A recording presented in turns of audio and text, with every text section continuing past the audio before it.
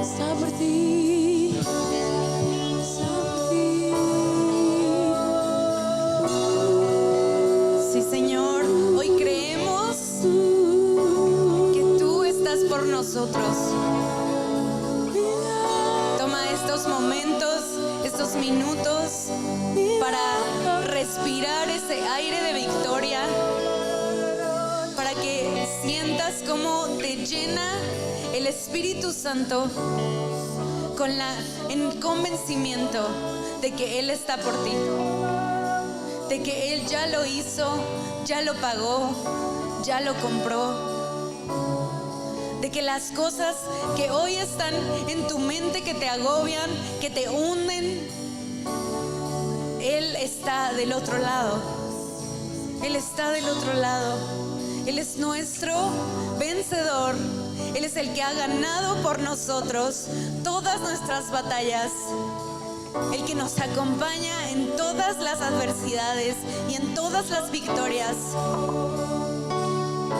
Señor, hoy recibimos de ti la libertad de aquel que nos ha salvado. En el nombre de Jesús. ¿Y por qué no le das un fuerte aplauso al Espíritu Santo esta mañana?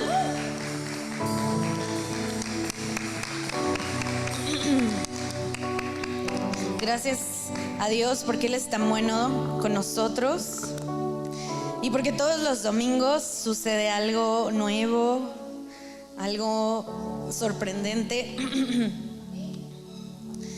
Y bueno, quiero compartir con ustedes en estos rápidos minutos que justo es algo de lo que estábamos ahorita ministrando, y siento como que Dios quiere terminar de ministrar o continuar ministrando, porque creo que es muy importante y valioso cuando nosotros nos sentimos, no solo sabemos, no solo tenemos información de que somos amados, de que somos sanos, de que somos prósperos, no solo de que tenemos información, sino de que sentimos que lo somos, sino de que creemos que lo somos. Y no solo que creemos que lo somos y sabemos que lo somos, sino que vivimos como somos. Vivimos con esa realidad en nuestra mente. Y quiero que vayamos súper rápido a esta historia de Jesús cuando está en un lugar y les dice que van a pasar del otro lado y suceden cosas. Y en Marcos 4:36. Y entonces, hace poquito estaba haciendo un devocional sobre esta historia en específico. Y estuvo súper interesante porque yo había una cosa que, aunque ya había visto esa historia, nunca la había leído o nunca le había prestado atención. En Marcos 4:36. Y bueno, todo esto sucede después de que Dios les dice muchas parábolas, empieza Él a compartir con muchas parábolas a las personas. Y la parábola anterior es la de la semilla de mostaza. Y que si tuvieras fe como una semilla de mostaza, con solo eso puedes mover las montañas. Pero, y después de que Él termina y que los discípulos, dice en el 34 que Él nunca enseñó sin usar parábolas, y cuando estaba solo con sus discípulos, Él les explicaba todo. Entonces ellos tenían acceso a esa información confidencial de Jesús, que era una información explicada, ¿no? Y después de ellos haber estado en este contacto directo con Jesús, en Marcos 4:36, ahora sí, dice que Jesús les había dicho, crucemos al otro lado del lago. Y dice en el 36, dejaron a la multitud y se fueron con él a donde, él en la barca donde estaba. Y dice que también lo acompañaban otras barcas. Entonces no salió una barca del lugar. Salieron muchas barcas, salieron otras barcas. Pero después de que vemos que, ¿qué pasa? Que empieza, si seguimos la historia y la conoces, que creo que todos o la mayoría la conocemos, que llegan a ese lugar y en medio del mar empieza a alzarse una súper intensa tormenta. Ya solo quedaba una barca. O sea que no todos quisieron cruzar al otro lado. O sea que no todos llegaron hasta lo más profundo. O sea que no todos iban a llegar, porque sí lo siguieron, pero no todos llegaron. Y entonces él estaba dormido, y en el 39 dice que él se despertó y que le dijo al viento y a las olas: silencio, cálmense, y se detuvo y hubo una gran calma. Y entonces él les preguntó: ¿por qué tienen miedo? ¿Todavía no tienen fe? Y los discípulos, bueno, esta es la versión NTV, y dice: los discípulos estaban completamente aterrados y decían: ¿quién es este hombre? Y se preguntaban unos a otros: hasta el viento y las olas lo obedecen. O sea, que aún a pesar de que ellos habían tenido acceso a esa información que Jesús les había dado, a pesar de todo y que pasaron por todas esas pruebas, ellos seguían dudando. Y ni siquiera estaban seguros de quién era Jesús todavía, después de todo eso que había sucedido. Entonces no todas las barcas llegaron, pero muchas salieron. Y tú y yo a veces estamos en un proceso en donde iniciamos algo con Jesús, pero cuando vemos que ya va a haber una tempestad, yo no sé, y esta es mi idea, ¿verdad? Que a lo mejor las otras barcas vieron así como que algo iba a suceder y dijeron: no, yo no voy a seguir. Porque en ningún momento ya más las mencionan, ¿no? Dicen: no, si llegaron todas las barcas. O sea, como que desaparecieron en la historia. Y entonces yo creo que es mi imaginación, que vieron que algo iba a pasar, o algunos tal vez eran marineros experimentados y dijeron: no, yo ya no le voy a seguir. Y entonces los discípulos que sí llegaron hasta ese punto, vieron lo que nadie más pudo ver, porque entraron a lo profundo y entraron a lo secreto. Y a pesar de que no estaban seguros como que quién era Jesús y qué estaba pasando, lo siguieron a pesar de todo. Como el domingo pasado nos compartió Magdiel. Literal, dejaron todo lo que eran, todo lo que sabían para seguir a Jesús. Pero ¿qué es lo que pasa? Que muchas veces nosotros entramos en duda y decidimos como que guardar una reserva por si acaso. Por si acaso. Y yo me imaginé, cuando estaba pensando esto, me recordó la historia de cuando todos estaban ahí en el monte y entonces dijeron: pues ya no hay de comer, ¿quién les va a dar de comer? Y entonces alguien levantó la mano y dijo: esto es lo que traigo. Y entonces, ¿qué hubiera pasado si ese niño él guardó? Él tuvo una reserva así de, bueno, yo por si acaso, el único prevenido es lo que yo pienso, ¿no? Dije: qué barbaridad que uno va caminando y ni se llevaron ni una barrita o algo. Era el único que iba prevenido, o el único que estuvo dispuesto a darlo por los demás. Era el único que llevaba lunch de verdad entre todos. Era el único que había llevado peces y panes y se le había ocurrido. O fue el único que dijo: aquí está, yo no guardo nada. No lo guardo porque sé que esos panes y esos peces solo me alcanzan para mí. Y cuando los pongo en las manos de Dios, van a alcanzar para todos. Y entonces, ahí es donde tú y yo entramos en duda de: híjole, Dios, esto que guardé, ¿sí se podrá? ¿Sí lo podrás multiplicar? ¿Sí podrás hacer un milagro con esto? ¿Sí podrás darle de comer a todos? ¿Sí podrás calmar las aguas? ¿Sí podrás hacerlo? Y es normal, porque somos humanos y es normal tener dudas. Pero este niño, este joven fue valiente y dijo: yo no lo guardo, yo lo doy. Porque en verdad él era el que iba preparado. Pero no solo iba preparado para seguir a Jesús, iba preparado para servir a Jesús. Iba preparado para que si Jesús necesitaba algo, aunque fuera solo para que lo comiera Jesús, él lo iba a dar. Él lo entregó, no sabemos por qué. A lo mejor él dijo: híjole, pues esto es lo que tengo, siquiera coman ustedes, siquiera que coma Jesús. Pero él nunca imaginó que Jesús, eso no iba a ser el impedimento. Él iba a ser de eso que él había guardado, que él había preparado para dar un milagro para todos. Que lo que una persona estuvo dispuesta a dar por amor fue un milagro para los demás. Que no solamente alcanzó para los demás, sino que sobró.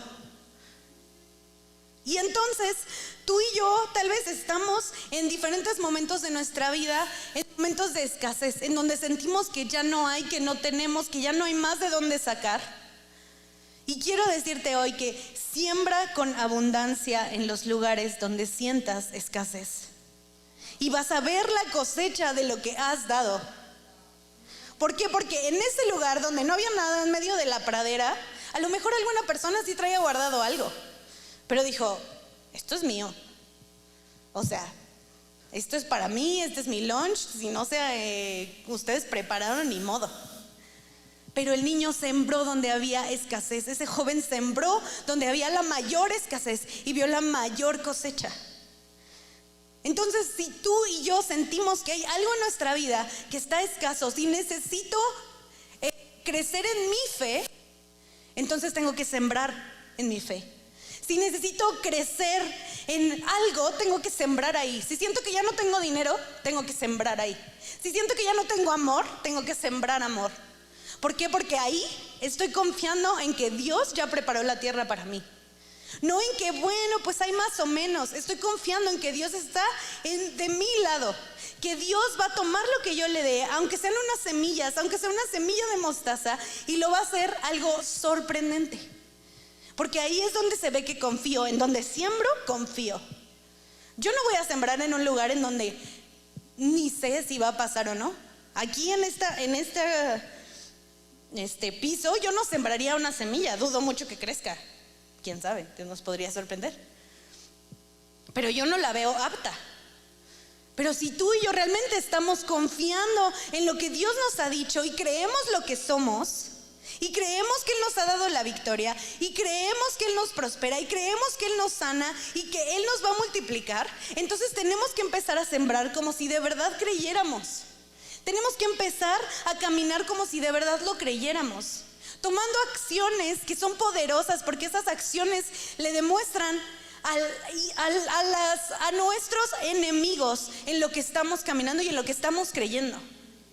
¿Por qué? Porque el diablo no puede interferir en tu momento de oración. O sea, él no escucha lo que tú le dices a Dios. Él ve lo que tú estás haciendo. Si él ve que estás caminando con dudas, si él ve que tú estás caminando con inseguridad, dice, esta persona no está confiando en lo que Dios le está diciendo. Yo sé más quién es que esa persona. Yo le tengo más miedo. A mí me causa más conflicto que se esté moviendo que ella misma. Pero si las fuerzas del infierno no ven que tú y yo nos estamos moviendo en confianza del reino, entonces no estamos viviendo la realidad de quienes somos. Si tú y yo ponemos tantas excusas y tantos pretextos para movernos, porque eso, entonces a nadie le vamos a dar miedo. El enemigo va a decir, excelente, súper fácil. Nada más póngale un vientecito y ya, se va a acomodar. Entonces tú y yo tenemos que caminar y empezar a sembrar en los lugares donde sentimos la escasez. Porque ¿de qué sirve que haya una tierra seca, que haya un lugar en donde no hay nada, si yo ni siquiera planto, ni siquiera me esfuerzo, ni siquiera lo intento? Esa semilla ni siquiera va a crecer. Es como el dicho que dicen, el mejor momento para plantar un árbol era ayer. Así tú y yo, el mejor momento para cultivar nuestra fe, el mejor momento para cultivar nuestras finanzas, el mejor momento para cultivar nuestros talentos, el mejor momento para cultivar nuestros dones es hoy, es ahora, es en el presente, para que en 10 años no digas, chin, sí lo hubiera hecho, o en un año, chin, sí hubiera sembrado ahí, sí hubiera hecho eso. Confía en que Dios y en que Jesús está tomando tus panes y tomando tus peces y tomando tu semilla de mostaza y haciendo que puedas mover montañas, haciendo que puedas hacer más de lo que tú te imaginas, y camina con esa seguridad. Porque los que están a nuestro alrededor, nuestros hijos, si eres papá, nuestros amigos que no conocen a Dios, nuestro círculo en el trabajo, están viendo lo que estás haciendo. Y si tú caminas con la seguridad del reino, van a decir, ahí es el lugar, ahí quiero estar, ahí quiero ir. Porque esta persona se está moviendo como nadie. Porque esta persona está haciendo lo que nadie hace. Porque está caminando a pesar del miedo. Ahí es. Y así es como tú y yo, sin palabras, sin tener que decir Jesucristo viene, es como las personas van a decirme: ¿qué tienes ahí? ¿Qué tienes ahí? ¿Qué hay ahí? Ese es nuestro testimonio. Nuestro verdadero testimonio es caminar con la confianza de que tenemos el cielo dentro. Ese es nuestro testimonio, ese es nuestro caminar. Así como lo hicimos el día de ayer, que al rato les vamos a platicar más, pero así como lo hicimos el día de ayer en Moción, que nos paramos ahí y nos paramos con la confianza y con la seguridad de que aunque no sabíamos si iba a alcanzar, ahí nos paramos porque dijimos: Dios es el que va a responder y Él es el que lo va a hacer, porque Él nos llevó hasta este lugar. Así que en esta mañana levantémonos con esa confianza de quién Dios ya dijo que tú y yo somos. Así que ponte de pie conmigo, vamos a orar, vamos a pedirle: Señor, gracias porque tú ya has declarado quién yo soy. Y quiero caminar con esa confianza, con esa seguridad y no guardarme nada. No quiero guardar por si acaso, no quiero tener mi reserva por si tú no lo haces. Quiero dártelo todo porque sé que tú lo vas a hacer. Ayúdame, Señor, a caminar. Ayúdame, Señor, a sembrar en donde me falta fe, a sembrar en donde me falta confianza en lo que tú has dicho, para que yo pueda ver el fruto, para que yo pueda ver el fruto de la verdadera confianza en ti. En el nombre de Jesús.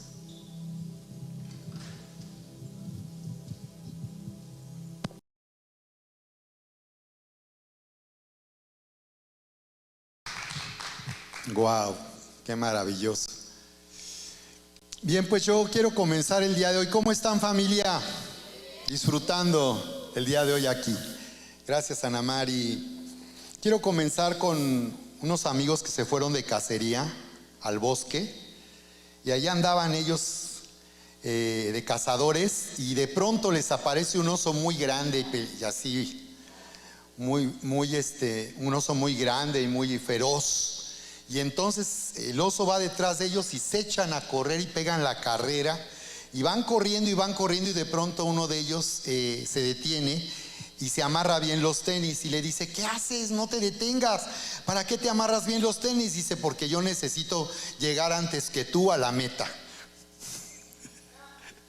Me acordé cuando hace muchos años iba con un amigo pastor, fuimos a ver un asunto a uno de los salones a un salón donde nos reuníamos, y él es así como de tu complexión, Alex, así grande, como de 1.80 él, y bueno, pues entramos a la oficina para tratar el asunto y de pronto salen dos perros Rottweiler, pero así como de sorpresa. O sea, sabíamos que tenían perros, lo que nunca pensamos es que iban a salir de ahí. Y venían los perros y entonces, con la fe que me caracteriza, levanto el brazo, agarro a mi amigo, lo pongo adelante y yo doy un giro espectacular como Tom Cruise y me paro atrás de él. Y ahí venían los perros. Lo increíble es que sí venían a atacar, pero en cuanto llegaron, algo los detuvo. Ahí los perros pararon en seco y ya, wow, dije: bueno, yo ya había tomado mis precauciones. En cualquier caso que no funcionara, pues no hubiera respuesta poderosa, pues ya había hecho algo que me podía librar de la situación. Muy bien, familia. Bien, quiero compartir con ustedes el día de hoy aquí en la poderosa palabra del Señor este tema al que le he llamado transformados por su voluntad. Transformados por su voluntad. Y pues una vez que iniciamos el año y vamos dejando atrás el entusiasmo de entrar en algo nuevo o de sentir una nueva oportunidad de vida, ya en este punto podemos definir o determinar lo que realmente vamos a hacer con nuestra vida y lo que resulta seriamente importante para nosotros. Yo sentí que esta es la sensación en la que estamos en este momento, después de ya unas semanas de que iniciamos el año, y por eso la pregunta que quiero hacerte es: ¿qué dirección vamos a seguir ahora? ¿Qué decisión vamos a tomar para vivir en adelante? Otra pregunta: ¿seguiremos viviendo en lo mismo de siempre? ¿O vamos a dejar de hacer lo que hemos venido haciendo por mucho tiempo? Y la respuesta es que necesitamos la sabiduría de Dios. Necesitamos la sabiduría de Dios, que nos da la capacidad, una capacidad que proviene de Dios, para entender el tiempo que estamos viviendo. Que es tan importante eso. ¿En qué tiempo estamos viviendo? ¿Qué temporada es esta que estamos viviendo? Y la verdad es que estamos viviendo en este último tiempo, en la recta final del arrebatamiento de la iglesia, y el Señor Jesús viene a reinar en la tierra, y hay que estar expectantes y preparados. Y esto es algo que hay que tomar en cuenta. Y yo creo que, bueno, pues esto no quiere decir que ya no vamos a vivir hacia adelante, porque pues ya el Señor viene. Yo creo que la sabiduría de Dios nos hace entender que lo que se viene este año en el mundo en que vivimos va a ser trascendental, pero que también, mientras tanto el Señor esté por venir, aquí estamos nosotros llamados a vivir de acuerdo al plan que Dios tiene para nuestra vida, porque Él desea a través de nosotros manifestar su grandeza. Por eso es que la sabiduría de Dios también nos da una capacidad para entrar en el plan que Dios tiene para nuestra vida. Es maravilloso saber, iglesia, que Dios tiene un plan para nuestra vida. Que Dios no está observando a ver qué se nos ofrece, o a ver en qué situación nos metemos para que Él se manifieste. No, Él tiene un plan para nuestra vida. Él tiene un plan para nuestra vida, y cuando nosotros identificamos ese plan que Él tiene para nuestra vida toma sentido y propósito, porque eso es lo que realmente es importante, que nuestra vida tenga sentido, nuestra vida tenga propósito. Por esa razón muchas personas, pues después de que ya comenzó el año, vuelves a lo mismo de siempre. O sea, se trata de entrar en la rutina que hemos estado viviendo, porque nuestra vida no tiene mayor sentido y propósito que estar ahí nada más siguiendo adelante. O quizás te entusiasma porque estás iniciando un nuevo proyecto, pero si tu vida no tiene sentido y propósito, es como un auto nuevo. Te vas a emocionar unos días y después eso ya no va a ser suficiente para que tu vida vaya hacia adelante.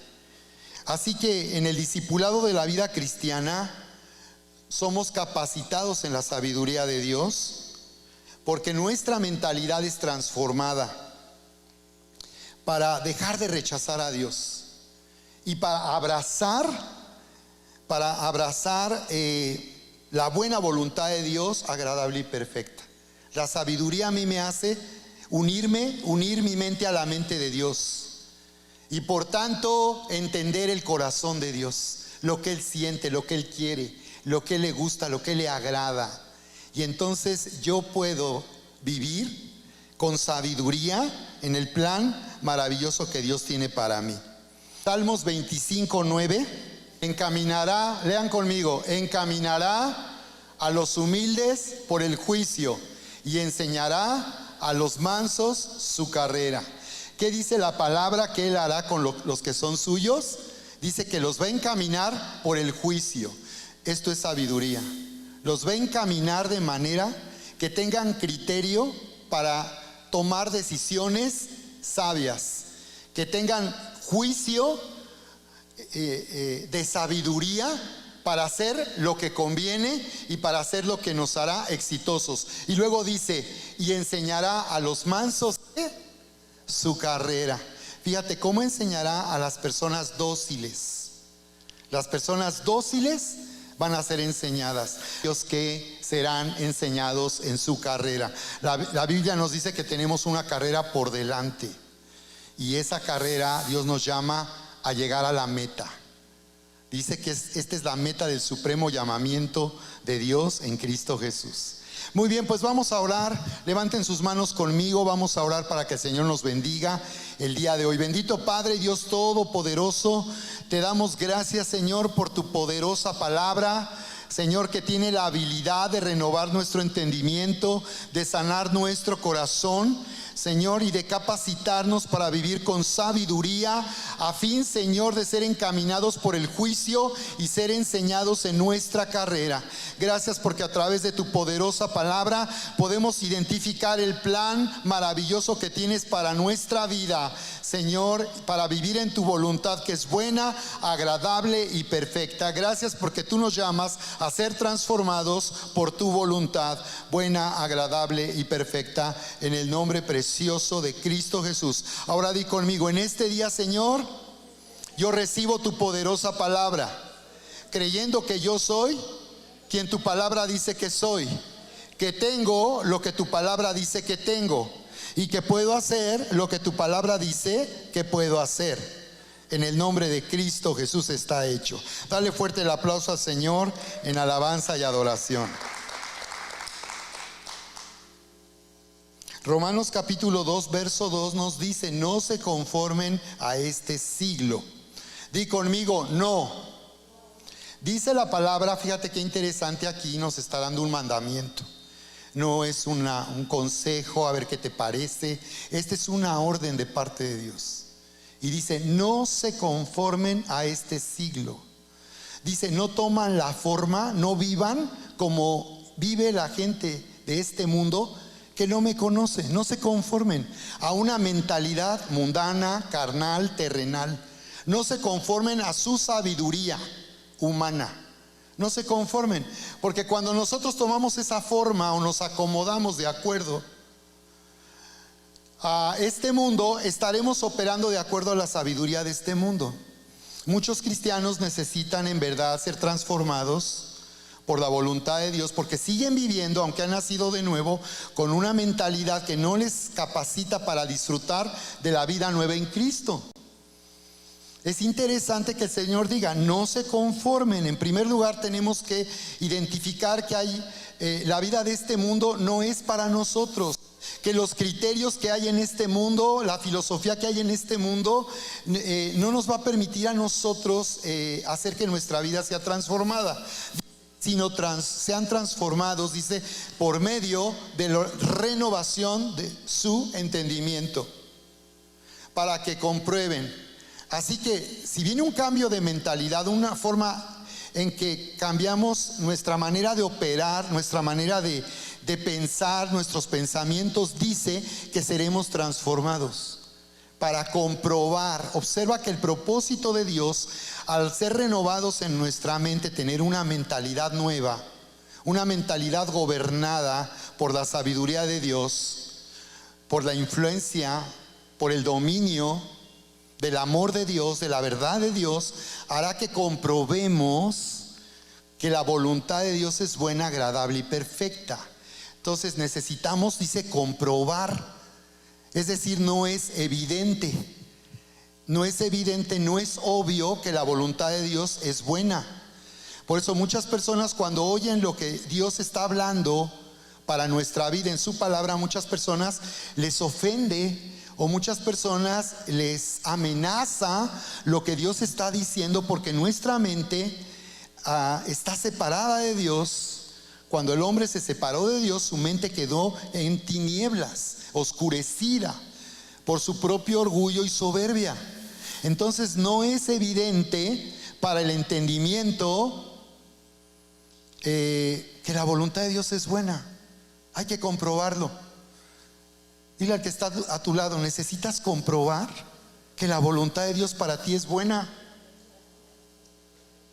Porque muchos pues dicen: bueno, pues supongo que Dios es bueno y lo que Dios quiera es bueno, pero no lo comprueban, no están seguros de que así sea. Por eso es que muchas veces, cuando oímos lo que Dios está hablando a nuestra vida y percibimos que esa es la voluntad de Dios, muchas veces nuestra reacción es de incredulidad y decimos: no, pues es que eso se oye muy difícil. No, yo creo que eso hay que ser muy espiritual. Yo, la verdad, no soy tan espiritual. Entonces, necesitamos comprobar a través de un cambio en nuestra manera de pensar que Dios es bueno, que Él nos ama y que su voluntad y todo lo que quiere para nuestra vida es bueno y que su voluntad es agradable y perfecta. Perfecta. A que Dios, cuando Él hace algo en nuestra vida, no va a quedar nada pendiente. Dios va a hacer que absolutamente todo lo que Él habla para nuestra vida sea completo. ¿De acuerdo? Entonces, quiero que me acompañes ahí en la escritura, en Juan capítulo 5, verso 5.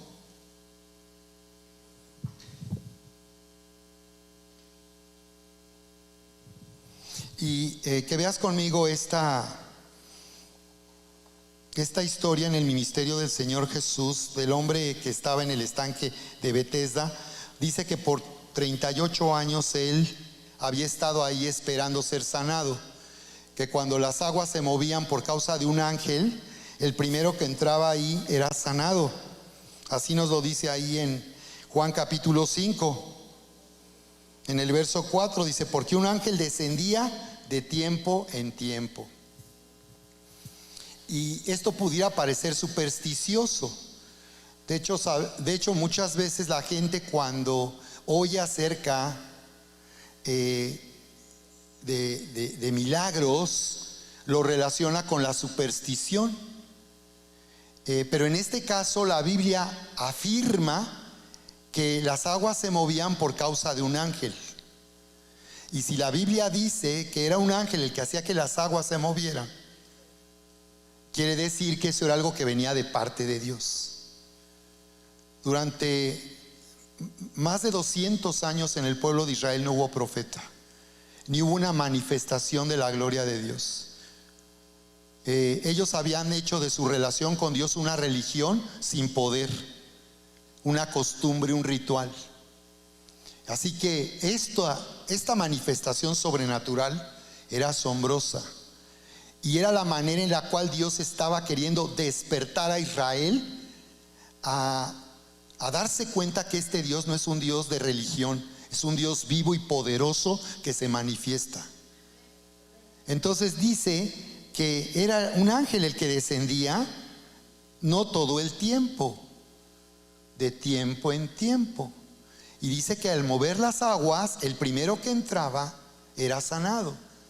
Entonces la gente estaba ahí, era una multitud de personas que estaban ahí buscando la oportunidad del momento en que las aguas se movían. Y nos dice ahí la palabra,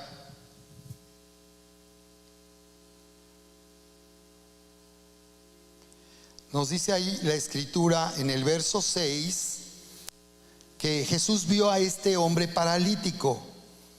Dice en el verso 5: y había allí un hombre que hacía 38 años que estaba enfermo. Cuando Jesús lo vio acostado y supo que llevaba ya mucho tiempo así, que le dijo: ¿quieres ser sano? ¿Quieres ser sano? Entonces, observa que la palabra nos está mostrando que,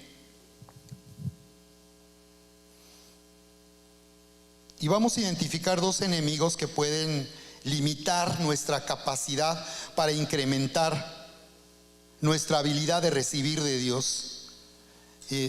Pero puedes ver aquí en esta historia de la Biblia que pues nosotros podemos considerar que alguien que por 38 años ha estado en esa condición necesita romper los límites. Y lo que la voluntad de Dios hace es romper los límites. A pesar del tiempo que ha transcurrido, como en este caso, porque cuando la situación no cambia, muchos podrían pensar que esa es la voluntad de Dios, ¿no?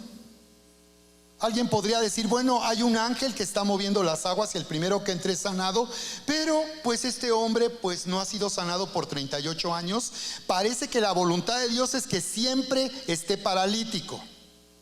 Y Jesús viene y le pregunta, ¿quieres ser sano? Lo cual quiere decir que no era la voluntad de Dios que él estuviera por tanto tiempo en esa condición.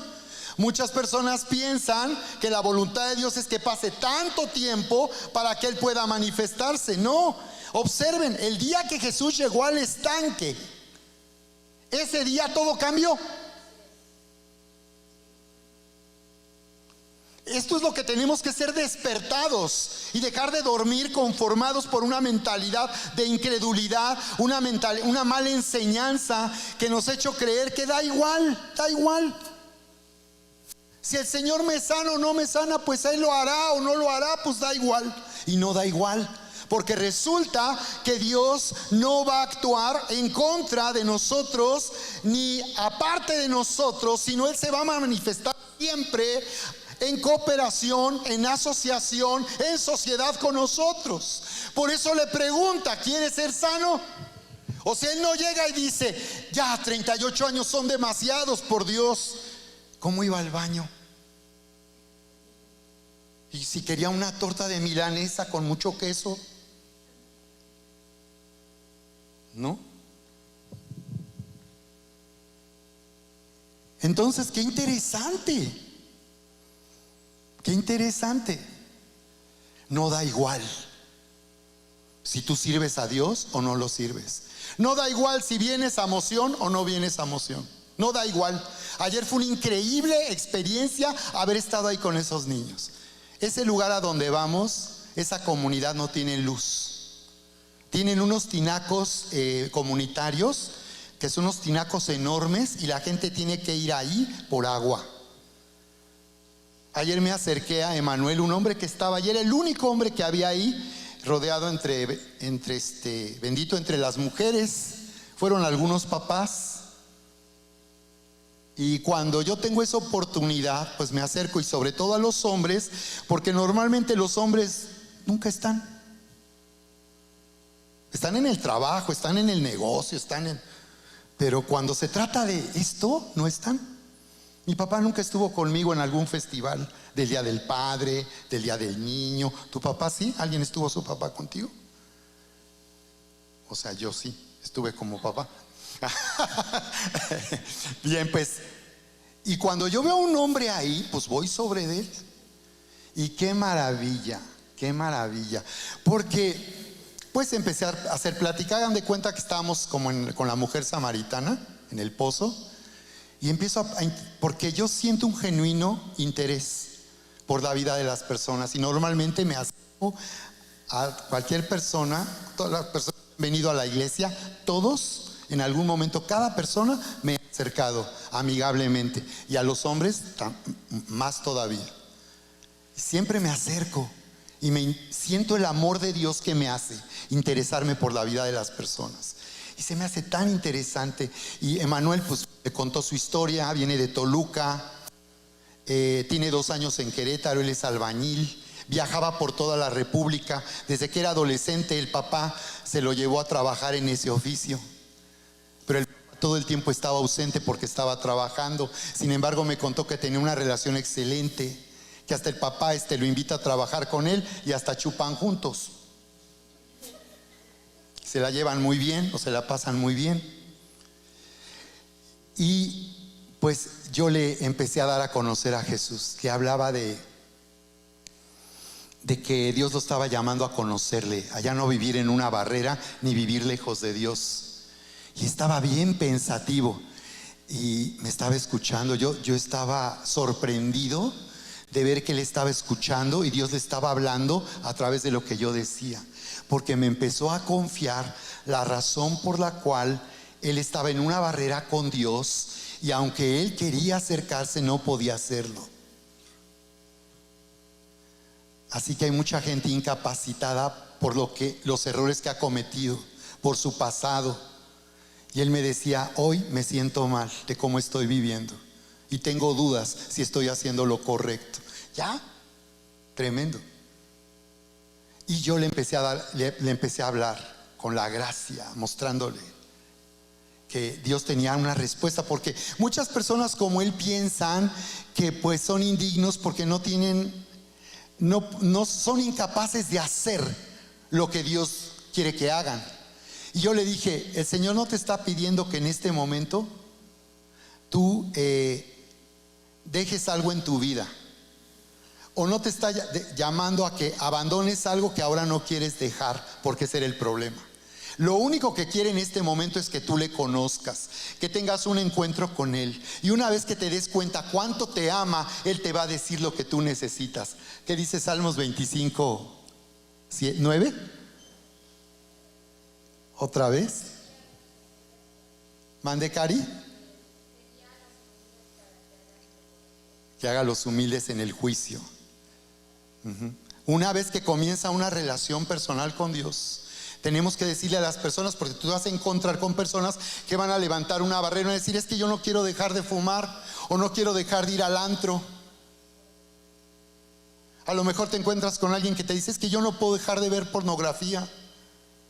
Y tú no le vas a decir, no, hasta que dejes la pornografía Dios va a poder recibirte y abrazarte. No, tú lo que le tienes que decir, Dios sabe que en ti no hay la capacidad de abandonar eso que tú estás haciendo, y que sabes que es algo que te hace sentir tan mal y que te hace estar tan mal con Dios. Lo que Él quiere es que primero le conozcas, sepas cuánto te ama, y entonces Él va a encaminarte en tu carrera, porque dice que a los dóciles los encamina. Él no agarra un palo y anda arriando a la gente para que camine por donde Él quiere. A los dóciles. A los dóciles. Él no amenaza. Él no se impone. Él conduce a los dóciles. Porque una persona dócil es alguien que tiene la capacidad de decir, yo necesito que me guíen. Por eso la palabra nos habla de ser confirmados. No solo lo que yo me parece bien, pero ¿dónde dice Dios que sí? Que estás en lo correcto, que vas bien. ¿Dónde dice Dios que vas bien? ¿Ok?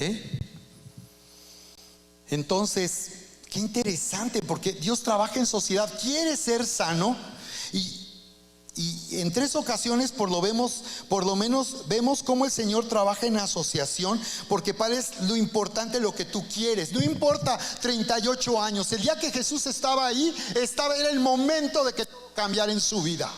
Y le pregunta, ¿quieres ser sano? Así que no se trataba de si Él lo quería sanar. El problema no es si Jesús tenía la capacidad o el poder sobrenatural para que ese hombre pudiera caminar. La pregunta era si tú quieres ser sano, porque si tú no quieres ser sano, no hay nada que yo pueda hacer por ti. Y es lo que Manuel me preguntaba, pero sabes, no entiendo. O sea, si todos son pecadores y matan y mienten y roban. Ay, pensé que estaba hablando del presidente de México. Pero si todos roban, mienten, engañan, entonces dice él, si de todos modos ya estamos salvados, pues no entiendo. Mira y él mismo sintiéndose mal por consigo mismo de su condición espiritual. Y le dije, es que la Biblia dice que Dios amó a todos. Dice, tanto amó Dios al mundo que dio a su Hijo único, para que todo aquel que crea. No es para todos, es para todo aquel que cree, no se pierda. ¿Cuál es la condición para que una persona pueda recibir la vida eterna, reconciliarse con Dios, ser unido al amor del Padre? ¿Cuál es la condición en Juan 3:16? Que crea. Y yo le enseñé a poner su confianza en el sacrificio de Jesús y no en sus obras religiosas o en sus buenas obras. Si Jesús, le dije, tuvo que morir en esa cruz para que seamos perdonados, ¿por qué razón tú tendrías que hacer algo para que Él te apruebe? ¿Para qué Jesús murió en la cruz si de lo que se trata es de que tú seas una buena persona? Entonces, tú sé una buena persona, pero Jesús murió en esa cruz. Entonces, todo aquel que cree para que todo aquel que cree. Dios nos amó tanto, pero dice, para que todo aquel que cree en Él no se pierda, dice, mas tenga ¿qué? Vida eterna. Así que solo Dios se va a manifestar en respuesta a nuestra fe, colaborando con nosotros, en acuerdo con nosotros. Así que por esa razón es que yo te hablaba de dos enemigos que tenemos que identificar, y que para que vencer estos enemigos, para que podamos incrementar nuestra capacidad de recibir de Dios. Para vivir sin límite necesitamos incrementar nuestra capacidad de recibir de Dios. Y el primer enemigo es la ignorancia. Mira lo que dice la palabra: mi pueblo es destruido porque no me conoce. Dice aquí la escritura en Oseas 4:6, o sea, es la escritura más fresca de la Biblia. O sea, dice que la razón de la ruina, de la pobreza, de la enfermedad, la razón del fracaso, la razón que los suyos sean destruidos es porque no le conocen. Pero yo ya conozco al Señor. ¿Pero le conoces? ¿Qué tanto le conoces o crees conocerle? No, es que yo hace tiempo, pues yo estuve. ¿Pero le conoces? ¿Le sigues conociendo? ¿O crees que ya terminó tu tiempo de conocer a Dios y con toda la información que en algún momento recibiste es suficiente para que le conozcas? Entonces dice, mi pueblo fue destruido porque le faltó conocimiento, dice. ¿Conocimiento de qué? Conocer a Dios. Porque cuando nosotros conocemos a Dios, nos damos cuenta de lo que Jesús hizo a nuestro favor, como lo dice Romanos 8:30-32. Dice, el que no escatimó ni a su propio Hijo, el que no rehusó entregar a su propio Hijo, dice, ¿cómo no nos dará también con Él todas las cosas? Entonces esto se vuelve interesante, porque lo que está diciendo es, si yo necesito, ¿cómo es que a través de Jesús Él me ha dado todas las cosas? Entonces, Dios no responde a nuestra necesidad porque es bueno. Dios no responde a nuestra necesidad porque es Dios. Él responde a nuestra necesidad por causa de Cristo. ¿Te das cuenta? Es diferente. Si Dios es bueno y Dios es Dios, y Él tiene la capacidad de dar respuesta a cualquier situación, pero la razón por la cual Él responde y se manifiesta es por Cristo. Y si yo conozco a Jesús, yo entonces ya entro en un derecho legal como un hijo amado y heredero de Dios. No de si Dios quiere hacer algo, no si Dios puede hacer algo, sino que ahora yo me doy cuenta que soy un heredero, un hijo amado, y que tengo derecho legal a ser dueño de lo que Dios me ha dado, como un padre que me ama. ¿Lo ven? ¿Lo ves, Ale? Entonces, fíjate, número uno, ignorancia, pero número dos, el otro enemigo que tenemos es la pereza. Es la pereza. Mira lo que dice acerca de la pereza, Proverbios 19:24. Dice, el perezoso mete su mano en el plato y ni aún a la boca lo llevará. ¿Cómo se oye eso? ¿Cómo se oye eso? Quiere decir que nosotros podemos ya tener la respuesta de Dios. Ya Dios tiene respuesta para sanar, para hacer milagros, para hacernos prosperar, para que nosotros avancemos en este mundo siendo prosperados en todo lo que hacemos. Dios tiene ya la respuesta para nosotros. Ya abrió puertas. Él tiene ya el matrimonio que tú anhelas en la voluntad de Dios, buena, agradable y perfecta. Pero el perezoso dice, aunque ya tenga ahí todo, no hará el esfuerzo de llevar eso a la boca. ¿Qué nos está diciendo aquí? Personas que pues son perezosas en la vida espiritual, que no quieren esforzarse. que no quieren esforzarse más, porque el día de hoy es el comienzo para nosotros del discipulado. Aquí comenzamos a vivir la semana unidos en una relación personal con Dios, pero ¿qué sigue en adelante? Entonces Proverbios dice: el perezoso mete su mano en el plato. Ya está todo cocinado, ya está preparado para ti. Ahí está ya la respuesta de Dios. Pero qué flojera, ni aun a su boca lo llevará. Y da igual, total, si no meto el plato a la boca, pues da igual. Si Dios me quiere bendecir, que me bendiga, y si no, que no. Si Dios me quiere dar este negocio, pues que lo haga, y si no, pues también. Y pensamos que Dios está como que nunca podemos saber si Dios quiere o no quiere hacer algo, cuando en realidad se trata de si quiero ser sano. ¿Lo ven? De si quiero ser sano. Y el Señor nos habla, pues, les decía yo, por lo menos 3 veces. A la señora que vino, que tenía una hija del demonio, es que estaba endemoniada la niña. Vino la señora con Jesús en Mateo 15:28, y Jesús le responde: oh mujer, grande es tu fe, hágase contigo como quieres. Y su hija fue sanada desde aquella hora. O sea que no dio igual.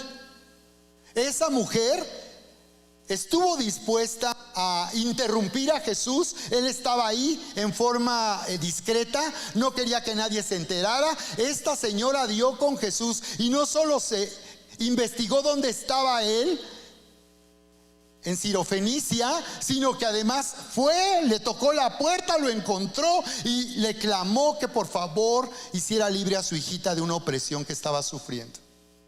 ¿Y qué le dijo Jesús? Grande es tu fe, hágase contigo como quieres. Así que no dio igual. Si lo encuentro, pues ya Dios me bendecirá. Y si no lo encuentro, pues ya Dios no quiso. No, si Dios quiere. La cuestión es si estamos dispuestos a esforzarnos lo necesario hasta tomar del plato y llevar a nuestra boca. ¿Cuántos están listos este año para vivir entonces transformados por la voluntad de Dios? Así que Dios nos hace responsables a nosotros de la manera en que vamos a vivir este año, de lo que vamos a alcanzar y de lo que anhelamos en este tiempo en nuestra vida. En Marcos 10:51 le responde de esta manera al ciego: ¿qué quieres que te haga?, le dice al ciego. ¿Por qué le pregunta al ciego qué quieres que te haga? Porque el Señor no está dando por hecho que porque alguien tiene necesidad, quiere que Dios responda a su necesidad. La pregunta es si tú quieres. ¿Tú qué quieres? ¿Tú qué quieres? Y a lo mejor la pregunta que me harías es: pastor, yo quisiera saber si lo que quiero es la voluntad de Dios para mi vida. Puede ser que sí, puede ser que no. No solo porque quieras algo hacer en este año, que sea lo que Dios quiere para ti. Y le has preguntado: Señor, en este proyecto, ¿tú estás conmigo o es mi onda? ¿En qué decisiones te estás comprometiendo? Tienes que asegurarte que estás corriendo bien. Imagínate que ahí vas corriendo en el maratón y te dicen: no, no es para allá. Después de media hora, Alex. No, es para allá.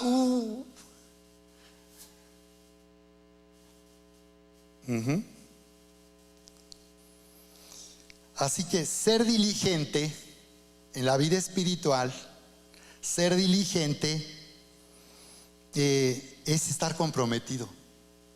Los perezosos son personas que no se comprometen. No puedes apartar de verdad un tiempo de toda la semana para estar en un discipulado. No tienes tiempo de verdad para dedicar diariamente un tiempo, media hora, 1 hora. ¿Cuánto tiempo ves televisión? ¿O estás tan ocupado que ni vas al cine, ni ves televisión? No tienes vida, solo trabajas.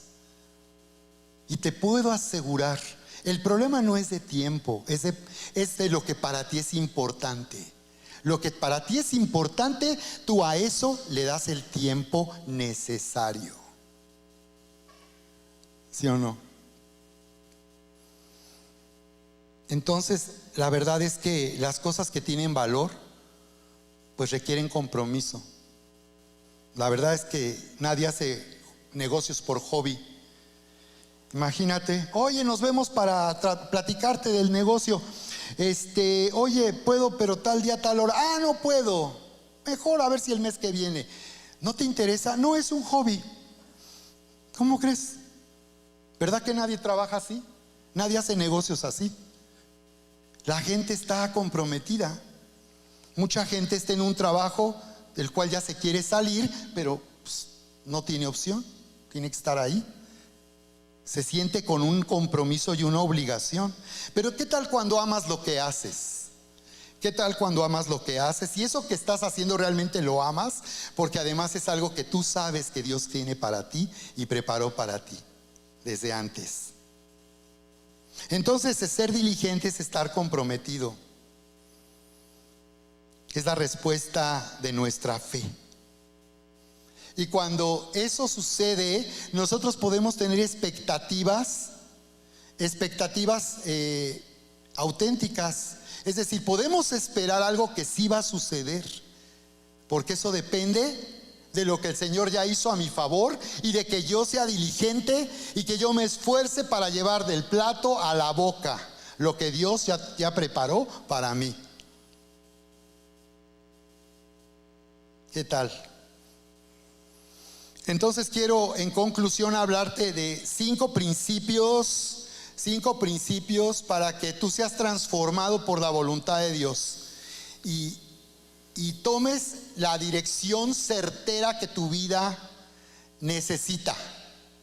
Y si tú pones primero tu relación con Dios y das la prioridad a tu vida espiritual, tú vas a tener éxito en todo lo que estás haciendo. Y vamos a cumplir nuestro llamado como iglesia.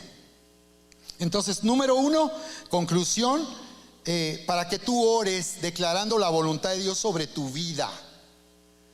Ora declarando la voluntad de Dios sobre tu vida.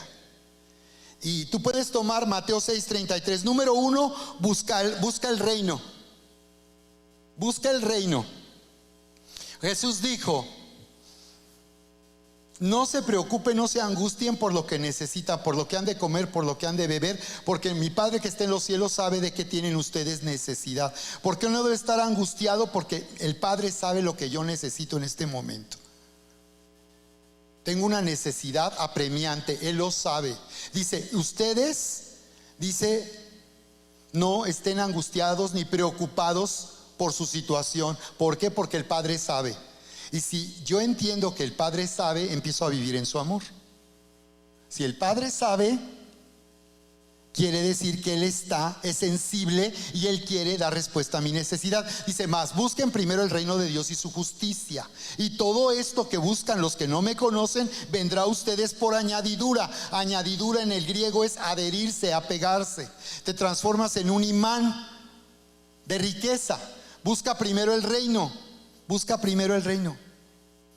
Y eso significa estar sometido a la autoridad de Dios y ser obediente. Buscar el reino significa alguien que todo el tiempo está preguntando: Señor, ¿qué quieres que haga? Señor, ¿qué quieres que haga? Y nuestro modelo es Jesús. Porque Jesús en Juan 6:38 dice: porque he descendido del cielo no para hacer mi voluntad, sino la voluntad del que me envió. Y en Juan 5:30 dice: no puedo yo hacer nada por mí mismo, según oigo, así juzgo. Y mi juicio es justo porque no busco mi voluntad, sino la voluntad del que me envió, el Padre. Entonces, una persona que busca el reino es alguien que realmente está comprometido y desea ser gobernado y obedecer la autoridad de Dios y la dirección de Dios. Y por tanto está bajo el dominio y la influencia del Rey de la Gloria. Eso es primero.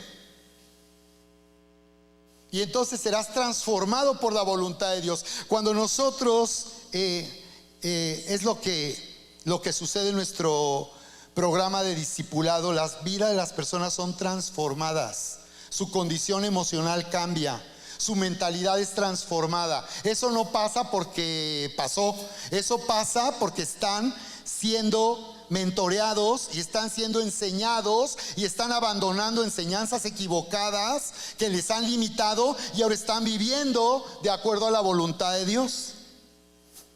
Entonces, una persona que busca el reino, claro que tú estarás dejando de ser lastimado por emociones tóxicas.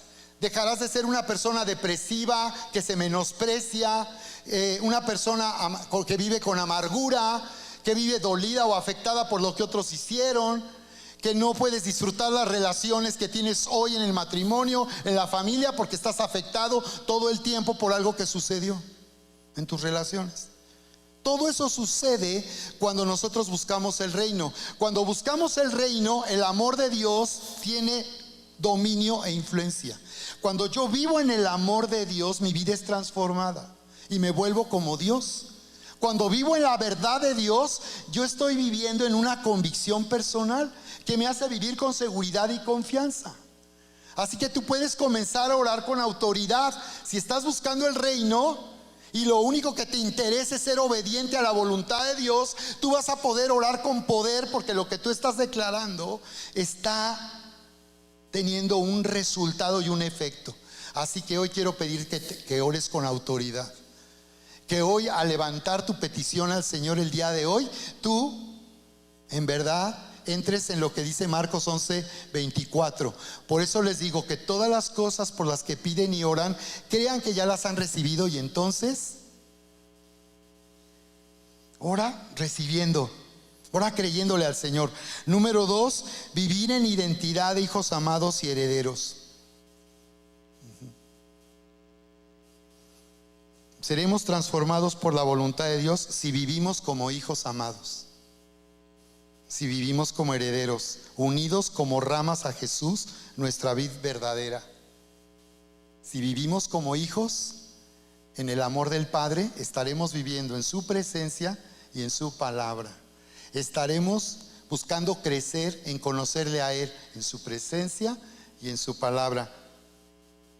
Número 3, vivir en el Espíritu, sobrenaturalmente, sin límites. Vive en el Espíritu. La Biblia nos dice en Gálatas 2:20: con Cristo estoy juntamente crucificado y ya no vivo yo, mas Cristo vive en mí. Y lo que vivo humanamente lo vivo en la fe del Hijo de Dios, el cual me amó y se entregó por mí. Eso es vivir en el Espíritu. Es decir, dejar de ser gobernado por mis impulsos, por mis reacciones que normalmente yo tengo, ¿no? Si alguien hace algo que nos hace enojar, ¿qué sucede? Pues nos hace enojar.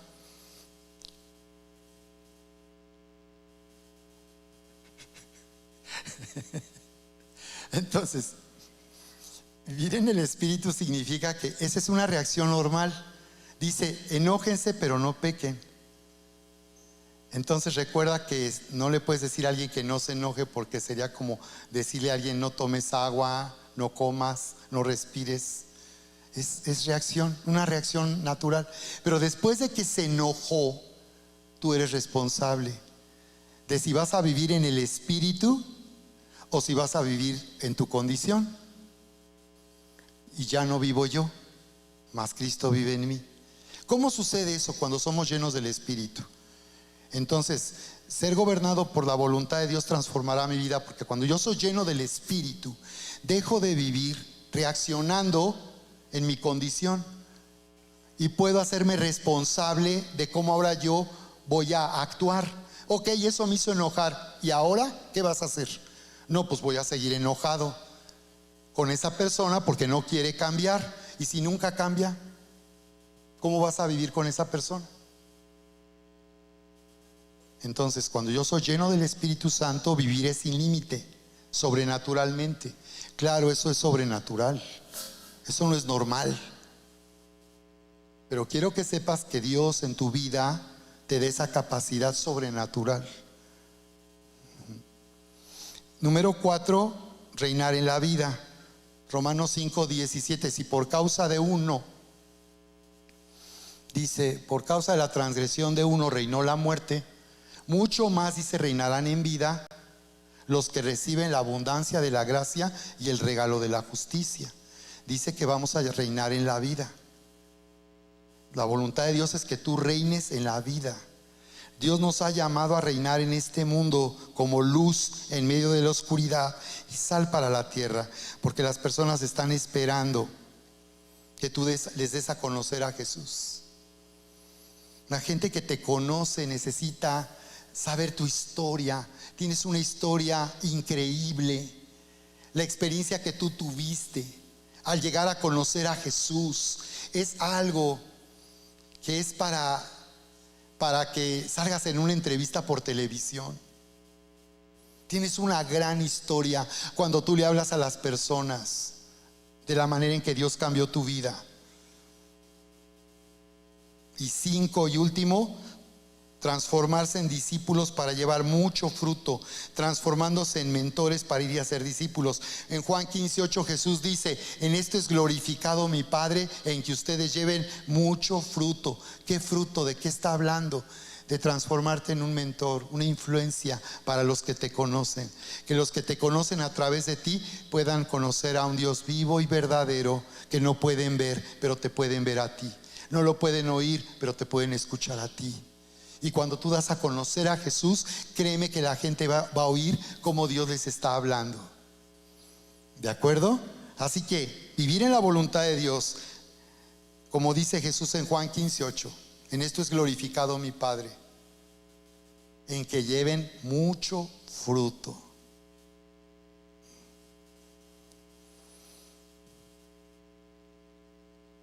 Así que dice la palabra, Romanos 12:2 dice, no se conformen a este siglo, sino sean transformados por medio de la renovación de vuestro entendimiento, para que comprueben que la voluntad de Dios es buena, agradable y perfecta. Vamos a orar el día de hoy para quitar toda barrera que tú sientes en relación a la voluntad de Dios. Que tú no vivas amenazado por lo que Dios quiere para tu vida, sino que puedas tú, como dice Salmos 25:9, ser encaminado con juicio y ser guiado dócilmente en la sabiduría de Dios. Amén.